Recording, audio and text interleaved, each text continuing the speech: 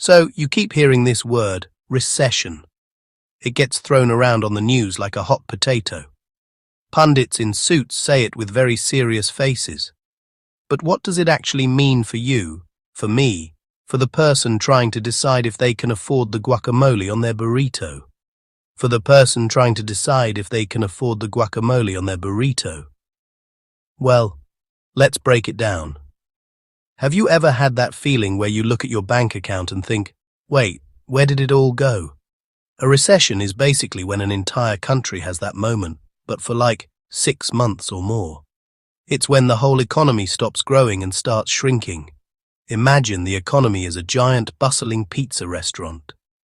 In good times, that place is packed. People are ordering extra toppings, appetizers, the fancy dessert. The owner is hiring more chefs, more waiters. Everyone is making money. But, in a recession, people start getting a little nervous.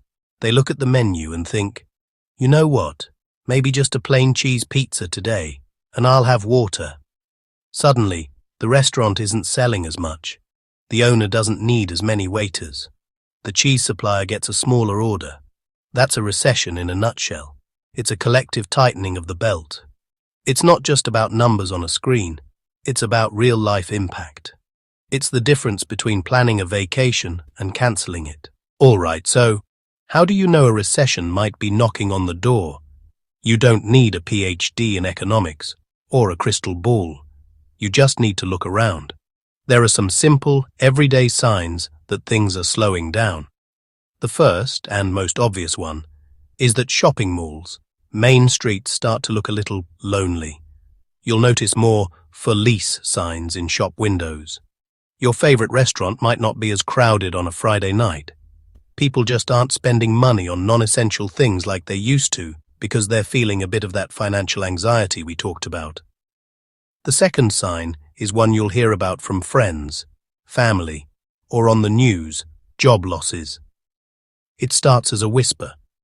A company announces a restructuring, which is a fancy corporate word for some of you are getting fired. Then another company announces a hiring freeze. Soon, you might know someone personally who has been laid off. This is a major red flag because when people lose their jobs, they stop spending money almost completely, which pours more fuel on the recessionary fire. The job market goes from a hot party to a game of musical chairs where the music has stopped. The third sign is a little less direct but just as important. Big-ticket items get cheaper, but nobody's buying. The housing market, which was on fire for years, suddenly cools down. Sellers have to drop their prices because buyers can't get loans or are too spooked to make such a huge purchase. The same thing happens with cars. Dealerships might start offering huge discounts, but their lots are still full. When prices for the most expensive things fall because of a lack of demand, it's a strong signal the economy's engine is sputtering. These three signs, less shopping, more job losses, falling prices for big assets, are like dark clouds before a storm. On their own, one might not mean much. A quiet mall could just be a Tuesday afternoon. But when you see all three at once, it's a clear indication the economic weather is about to turn. It's the economy's way of telling everyone to find their umbrella, because it's probably going to rain for a while. So, what kicks this whole thing off? Why does the party suddenly stop? A recession isn't caused by one single thing.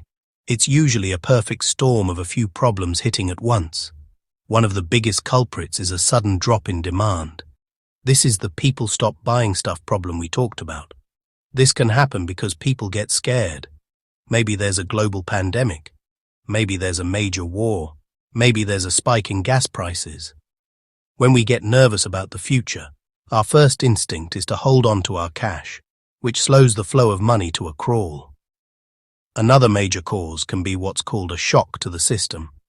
This is an unexpected event that throws a wrench in the gears of the economy. Think of the 2008 financial crisis. It started with weird housing loans, but it blew up and caused banks to stop lending money to each other and to us. When credit dries up, businesses can't borrow to expand. They can't even make payroll. People can't get mortgages for homes. People can't get loans for cars. It's like the economy's oil has just been drained out, and all the moving parts start grinding against each other.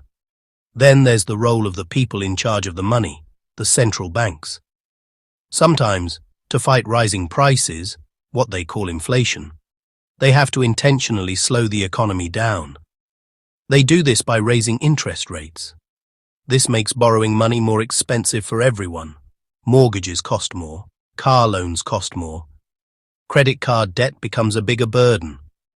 The goal is to cool down spending, but sometimes they hit the brakes a little too hard. It's a delicate balancing act, and if they miscalculate, they can accidentally tip a slowing economy right into a full-blown recession. All these causes are connected. A shock, like an oil price spike, can cause fear. Fear leads to a drop in demand. The central bank might raise interest rates to fight the price spike, which further slows demand. It becomes a vicious cycle, a domino effect where one problem triggers another. A family cuts back on vacations. The hotel lays off a cleaner. The cleaner can't afford their car payment. That hurts the bank. It shows how interconnected we all are. One corner's problem quickly becomes everyone's problem. Okay, hearing all this can be stressful. It can feel like you're just a passenger on a roller coaster you didn't ask to ride. But here's the good news. You're not powerless. There are practical things you can do right now to be more financially stable. The first step, get a clear picture of your money. That means making a budget.